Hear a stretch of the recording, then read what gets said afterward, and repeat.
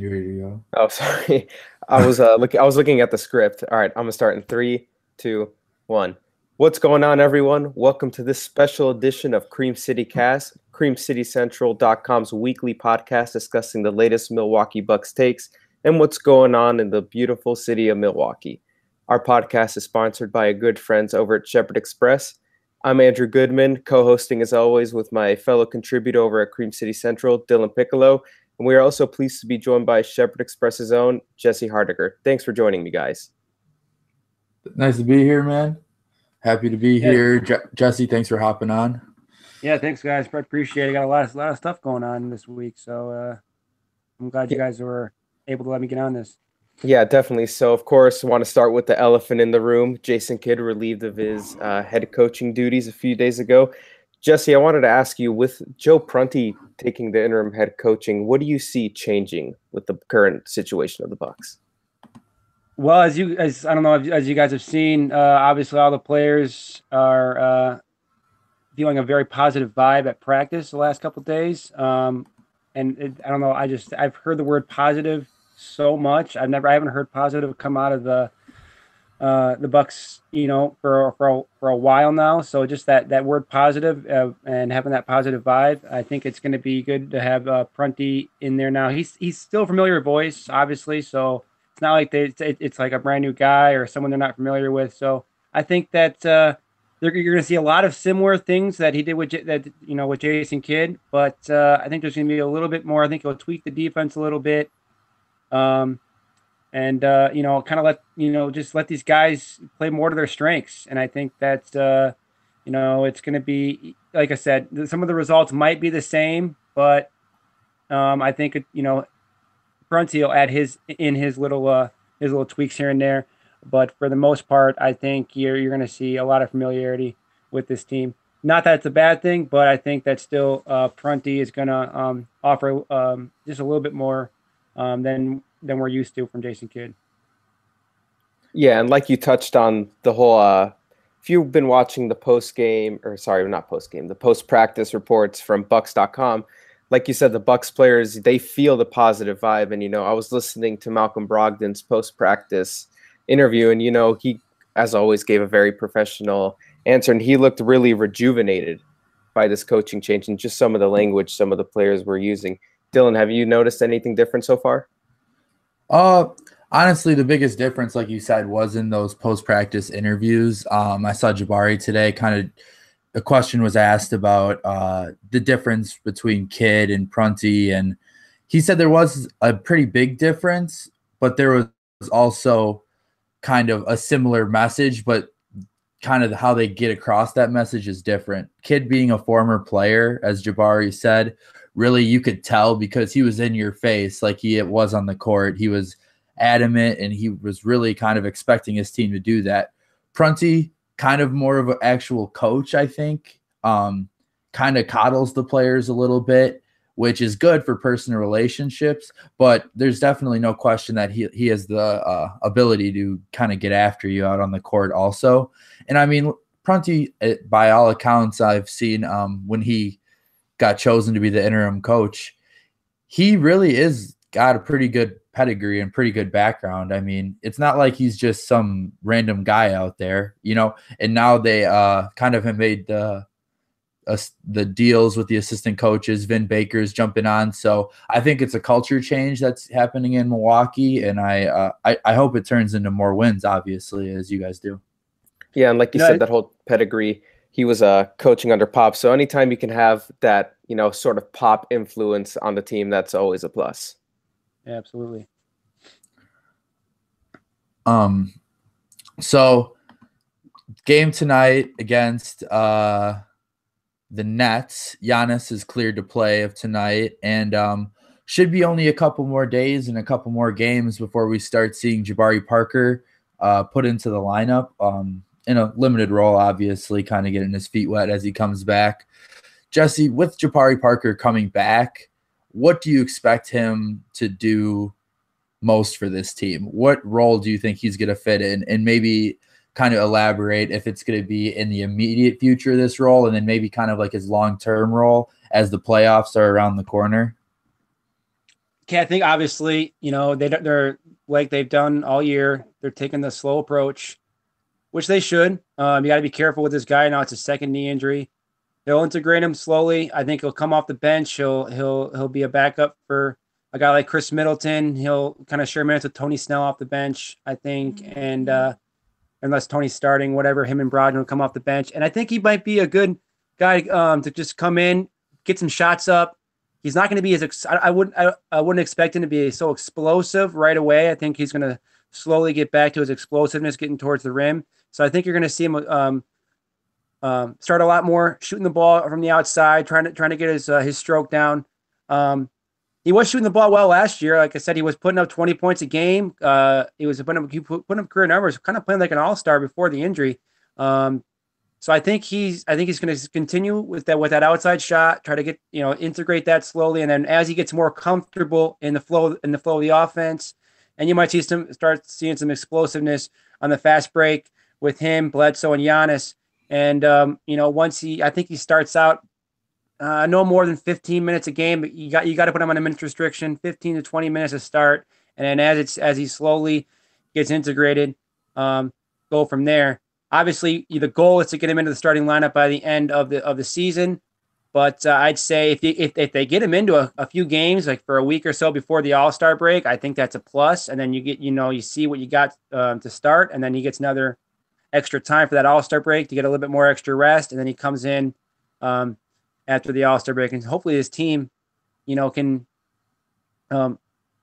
gel with him quickly and get on the same page, because Jabari, you want him to be your second best player, and you want him and Giannis to really have that connection, because obviously he's got restricted free agency coming up, and you got to make sure that you're making the right decision here. Obviously, there's talks of him being in trades for DeAndre Jordan. Honestly, I want Jabari nowhere near a trade, especially for a rental and DeAndre. Nowhere. I want him nowhere near that kind of trade. But if they're really adamant about making that kind of move, that it's a risk. But I really want to see what Jabari can do with Giannis. I think that can be a special duo. Yeah, I think that's the biggest wild card, is what Jabari brings to the table, because I don't think we're in a position right now in the Eastern Conference where, we make that move for DeAndre, because how closer does it really get us to our ultimate goal of getting to the finals? And if you also think about it, Jabari is such a good half-court scorer, and that's really kind of what the Bucks are lacking. That's what their biggest flaw is, other than on the defensive rotations, but I'm talking offensively here. Jabari can really light it up in the half court, and he's been able to do that before. The kid's only, 22 years old? Granted, he had 2 ACL injuries, but he's still a 22-year-old kid. He's still got a lot of life in him, got a lot of legs in him. So I think it's good. And the fact that he's a restricted free agent is good, because he's going to be going as hard as he can, because he's making money and he's earning dollars with how he plays right now. So if he doesn't, that's fine. You can re-sign him for less probably then. But if he does kill it, there it is. There's your answer. Yeah, and the Bucks will really have the best of both worlds when Jabari comes back. I know Jesse touched on it earlier. You want to ease him into a role. You want to err on the side of caution, obviously, after 2 torn ACLs. But, having him coming off the bench, the Bucks desperately need someone who will come off the bench and provide that spark. And granted, if it's 12 to 15 minutes, Jabari, he's going to be giving a lot of energy and effort. He's going to be playing his butt off like he does every game before he got injured.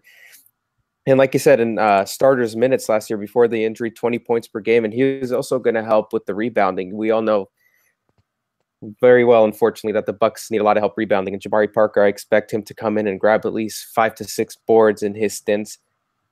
But ultimately, you do want to work him back into the starting lineup. Thankfully, the Bucks do have a few months to tinker around with lineups, play him in. But we all know it's no secret that the Bucks are at their best when they're playing small.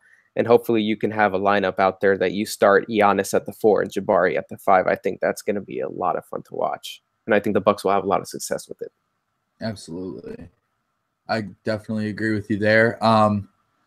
So just want to talk a little bit about tonight's game against the Nets. The Bucks haven't lost to Brooklyn since the infamous Brandon Knight missed layup. could have won the game in Brooklyn. I think that was in 2015. Brooklyn's a sneaky good team. They have not had the, like, I guess, the success in the record column, but they definitely play hard against good teams. Spencer Dinwiddie has been very impressive. There's a lot of things that the Knicks are kind of doing with young athletes, and D'Angelo Russell is always a concern.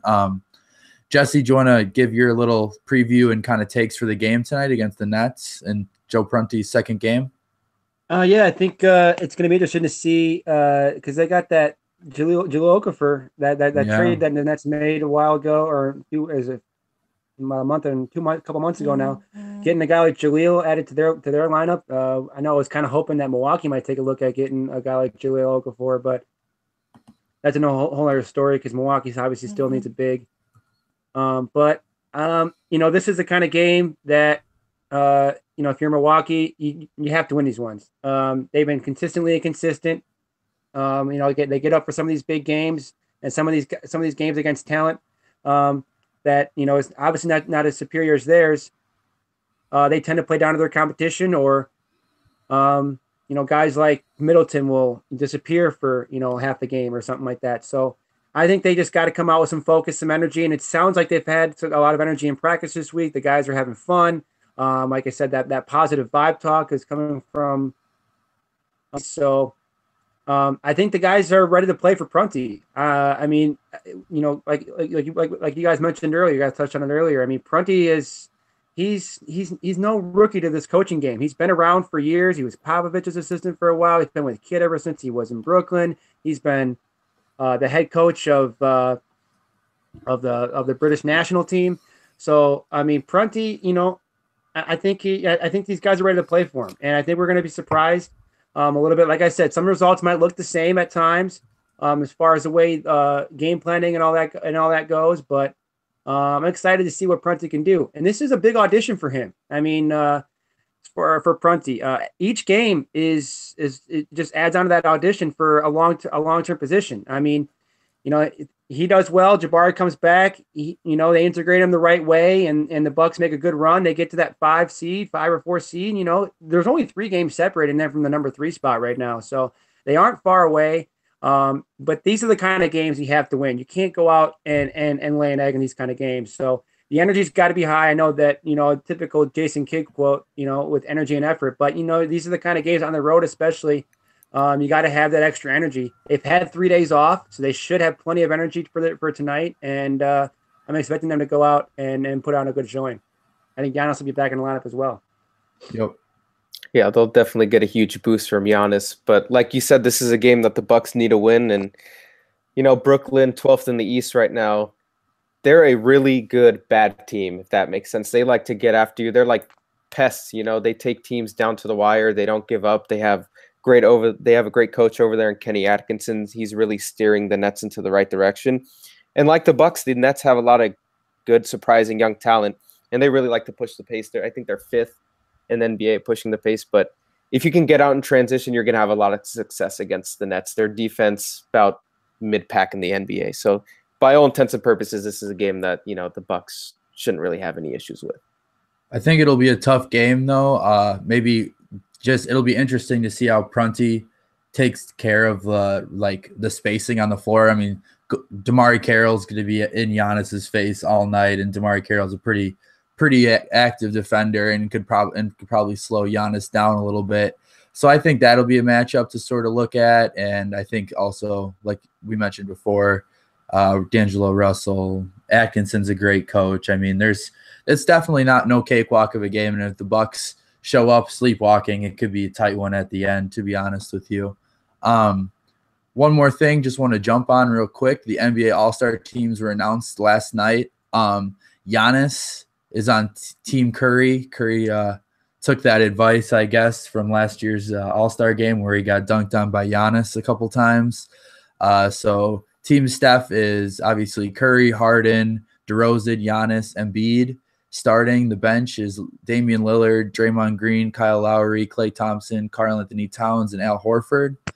Team LeBron, on the other hand, is LeBron, Kyrie, Durant, Anthony Davis, DeMarcus Cousins starting, while the bench is Beal, Aldridge, Love, Westbrook, Oladipo, Porzingis, and Wall. Who do you guys think has the better roster, and what do you think about Giannis and his teammates? Well, I really like LeBron's team a lot. If you look at his starting lineup, obviously you have KD, who is a freak athlete on his own, next to Anthony Davis and DeMarcus Cousins, who are arguably two of the best big men that the NBA has to offer. And then, of course, you ran that out with arguably one of the best players to ever touch a basketball in LeBron. And then you have Kyrie. I really like how he's only going with one guard in his lineup rather than, Steph has a good team with Curry and Harden, DeRozan, Giannis, and Embiid, but I think there's just way too much firepower on that team LeBron for Team Steph to keep up. Yeah, I would agree. I think LeBron, when you look at it just looking at the lineups on paper, like at a glance, I think LeBron's obviously got a lot more talent, a lot more size, especially. More shooting though. I think the shooting advantage might go to Steph's team. There's a little bit more shooting on that team that I think that you can work off. And the All-Star game is more about shooting and more about dunking anyway. So I mean, whoever they're making their shots, or if LeBron's team is just dunking, up and down the floor, because obviously, I mean, yeah, this All-Star game is going to be fun with the new All-Star draft, and they're drafting teams, but I don't know. Are you guys really still that interested in it? I'm not. I don't know how I feel, because unless there's some incentive for these guys to play some defense, it's just a prolific exhibition that is just not so interesting to watch. Yeah, it was fun to watch Giannis last year in his first All-Star game, because the Bucks haven't had an All-Star in a while, and he put up 30 points. But at the end of the day, I mean, it still is not. I mean, just because I did this draft, I'm not, still overly excited about the game. I am excited that the game is in LA, but at the same time, I'm just, it's just going to be, I think it's going to be the same as it always is even though we had this different scenario this year. But we'll see. I think it could be a lot of fun, but we'll see how it turns out. I think there's some cool storylines to look at. I mean, obviously, like Curry going against KD going against his Warrior teammates is an interesting one. LeBron and Kyrie on the same team. I think also something that could be interesting is kind of Giannis and Embiid. I'd like to see how those two play with each other, because I think Embiid's kind of a nice compliment for Giannis because of his ability to stretch out the floor, giving him more space.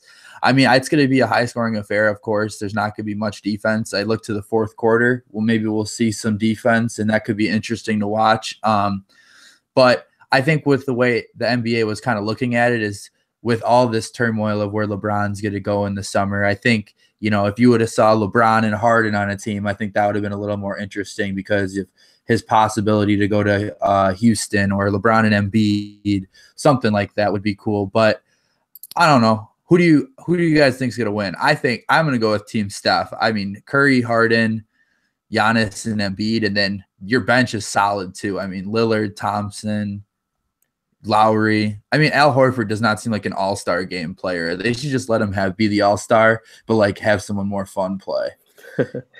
I like Team LeBron. Obviously, I'm going to be rooting for Giannis, of course. But you look at the bench, they have LaMarcus Aldridge, Bradley Beal. You have Russell Westbrook, Oladipo, Porzingis, and John Wall coming off the bench. There's going to be some really, really nice highlight dunks in this game, though. That's for sure. Yeah, I think I'm going to go. I mean, I can't go against Giannis. I got to go with Team Steph on this one. Although, LeBron's team just looks so dangerous, all that size. Did you guys see that they were giving Russell Westbrook crap because he thought he was the last pick in the draft based on the way the rosters were listed when they were sent out by NBA. They had him in alphabetical order, and Russell Westbrook's name was last on the Team LeBron list, so he thought he was picked last. So everyone was giving him crap, and then he realized then he finally realized that the list was in alphabetical order. Yeah, he realized this after dropping 46. At first he was like, I thought I was picked last. I thought that was pretty funny. I think I really hope. I mean, obviously, I'm going to pull for Team Steph in this one. I really hope they're going to win. And as far as MVP, who do you guys think will get MVP of this All-Star game? Ooh, that's a good one. I think Giannis actually has a legitimate shot this year for sure, because we saw how well he played last year, and he wasn't. Was he starter last year? He was. I think this is a year where because we all know Giannis is one of the NBA's elite, fierce competitors. So I think he's going to be one of the few that actually takes this serious and guns for the MVP. Easily, I could definitely see that. I also think maybe James Harden can fill it up quick. I don't know. There's a lot of different people that could win it. A lot of great players in it, to be honest with you. So last thing I wanted to touch on. I think I just realized there's no Clippers or Lakers on this on either roster. So not even no Blake Griffin even. So no hometown guys in the All-Star game this year. That's true. Interesting. Hey, well, that's where the teams are. So one last thing reported, 4 hours ago, kind of some new breaking news. Milwaukee Bucks rookie Sterling Brown was parked across 2 handicap spots in his Mercedes on Walgreens in Milwaukee last night and early this morning, and was actually tased and arrested for resisting arrest from Milwaukee police last night. So kind of in the early stages of this, Bucks issued a statement saying they're aware of what happened and they're looking into it. Not a good thing for a rookie. Try to stay out of the news. But just quick reactions from you guys. Yeah, I don't think anyone deserves to be tased over something that could have been handled by just, leaving a parking ticket on the windshield or giving it to Sterling Brown physically. I saw a video. They just released it, not of the confrontation, but just of the scene. And by my count, there were about 4 or 5 squad cars in that parking lot, which looked a little excessive. Granted, not all the details have surfaced, but, it doesn't look pretty considering the fact that, I don't know if you guys heard what happened to John Henson a few years ago in Whitefish. I believe he was walking into a jewelry store and they locked him out. The police. At Whitefish Bay. Jesse, what do you think? What are your immediate reactions? Man, this is tough. I don't want to. I hope there was no kind of profiling or anything going on with this situation. I can't see Sterling really, going as, obviously we don't know a lot of details. Obviously we know what has come out from the police report. And they're saying that he, was possibly resisting arrest. And I just hope there was no kind of profiling going on and nothing that, so we got to err on the side of caution with that. But I feel like, this is an interesting situation. I hope it wasn't just something that, that he, I really don't even know what happened. So, it's just like, it's hard to have an opinion or reaction right now. They were saying that he was, they confronted him and he became combative, whatever combative means. So, I don't know if I can't see Sterling acting that out of control where they would have had to tase him. But obviously we don't know the situation and what actually went down. So, it's an interesting situation. I'm guessing Sterling won't be available for the game tonight. Have there been any reports about that? Or I would assume he's not going to be available unless, Andrew, you read something. No, I haven't. They've been quiet on all fronts, but I wouldn't expect him to suit up tonight. That's for sure. Maybe suit up, but probably not play. I don't know. We'll see. Time will tell, and I'm sure by after tonight, maybe after the weekend, we'll get a little more information on it, and then we can kind of discuss it a little bit more so then when we have all the details. So for our Shepherd Express Milwaukee Minute today, we are with a member of the Shepherd Express, Jesse Hardacre right here, who does sports and other things over at the Shepherd Express. Jesse, you want to just tell the audience a little bit about the Shepherd Express and some stuff you do there? Yeah, so I've been writing for the Shepherd Express. This is my 2nd season with them. I primarily do Buck stuff. Our sports department is still growing. But for right now, obviously with you guys now having your featured article once a month, which has been really, really, really big for us. But it's been a lot of fun. One of the editors over there is a guy who I grew up with. So he's a guy that really helped me out getting this gig. But Yeah, so I usually do about a weekly column, during the season. I just posted one today. It was about the kid fighters. If you want to go check that out at shepherdexpress.com. You can also go on find us on Twitter at Shepherd Express and on Facebook as well, facebook.com/shepherdexpress. But yeah, go on there today. Post an article this morning it's called "Bucks Hungry for Change as Kids' Time Runs Its Course." Right there on the Milwaukee Bucks. If you search Milwaukee Bucks on the Shepherd Express page, or you could just go to sports, and it's right there. One of the top articles posted. So yeah, go check it out. Follow me on Twitter as well. I'm at Jesse Hardiker 44, and yeah, look for those weekly articles. And thank you guys. I really appreciate you guys having me on today. It's been good to vent and get a little bit more out about this kid firing. I know it's an interesting time because it was mid-season, but if it's inevitable, it's inevitable. So I'm looking forward. I'm very much looking forward to what comes of this team now with Kid out of the picture, because it's kind of like he got us to that point, and now we're ready for that next level. Absolutely. Yeah. Thank you for joining us. Yep. Thanks, always a Jesse. Pleasure. Really appreciate it. Have you on again soon. Absolutely, guys. Thank you very much. Andrew, did you just want to go over a couple of the next games coming up? Yeah. So, of course, as we know, at home tonight against the pesky Brooklyn Nets, and then Sunday at Chicago. That's an early game. The Bucks are actually debuting their Cream City jerseys. So might as well be Cream City Central, right? Official sponsor of your Milwaukee Bucks. Yeah, so, right. The Bulls have had our number this year, so the Bucks will be looking for some sweet revenge on Chicago's home floor. And then on Monday, the process travels to Milwaukee. Joel Embiid and company, Sixers and the Bucks, Monday, 8 Eastern. Should be a very exciting game. We were excited to have Jesse Hardaker from Shepherd Express on today. Happy to talk to you kind of about Jabari, Giannis, the coaching fire, all-star game and such. So really appreciate all the love we're getting out on social media and on SoundCloud. You can follow us there at Cream City Central. Search SoundCloud, Twitter, all that good stuff. You can find us everything on the website really at creamcitycentral.com. You can find Andrew Goodman's posts and Bucks opinions at Andrew_Goodman3. I believe you'll be doing the 5 takeaways tonight. Yeah, and I'm also publishing a Chris Middleton, Milwaukee's All-Star on and off the floor piece that should be out in a few hours. So keep your eyes posted. Yep, you can keep out for that. I'm going to be on the Cream City Central Periscope on our Twitter tonight answering your questions. So if you have any questions about anything that went on in the game against the Nets tonight or anything related to the Bucks, maybe the Bucks firing, Jabari's return, trade suggestions, that'll be good. I'll be on there shortly after the game to answer your questions there. Thank you once again for tuning into the Cream City Cast, and go Bucks. Go Bucks.